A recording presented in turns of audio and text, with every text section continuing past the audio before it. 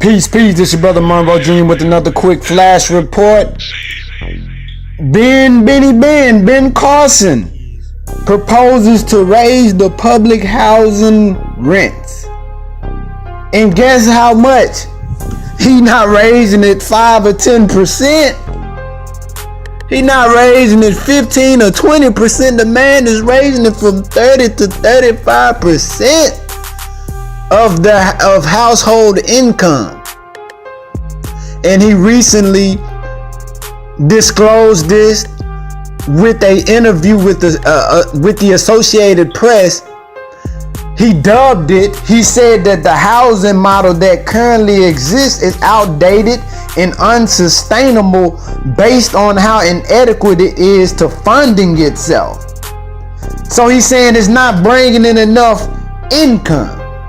He also knocked the nature of the system as one that holds citizens back from further investing themselves in aims for greater financial mobility, stating the way we calculate the level of assistance to our families is archaic and it has perverse consequences like discouraging these residents from earning more income. So he basically saying the model that exists today makes people who are on public housing assistance lazy. Which I hear some people say that some people who are on public housing they work, like part-time or whatever. But Carson is saying that's not enough. And the most honorable Elijah Muhammad did say welfare is farewell to well living, meaning that it does take some of your ambition, some of your drive out of you, and we should not use it beyond it being, it's like medicine. You have a certain condition or ailment that's afflicting you at the moment, but if you take the prescription outside of the prescribed time, there are harmful effects of that, man. And that's what has happened, in all honesty, in a lot of our communities, where we've taken the medicine of welfare too long, and it has reaped tremendous side effects on us when it comes to our work ethic and our go-get-itness. But let me say this, on the flip side of that, our government, how much money do they borrow? How much in debt are we as a nation in the country?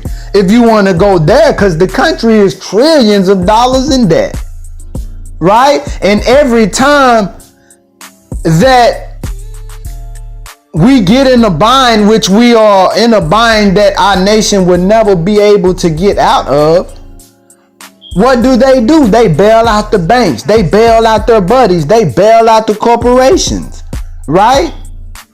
So the whole system is been manufactured and engineered to fail. So black people, we can't put our faith in their system. We have to do for ourselves. We have to unite and collectively come together and buy land and grow food and do business and commerce with each other. That's our only hope. Not in white corporate America, which is falling. Not in Trump's aim and purpose for America, in which America make America great again, which he can never do. He's a puppet. He's powerless.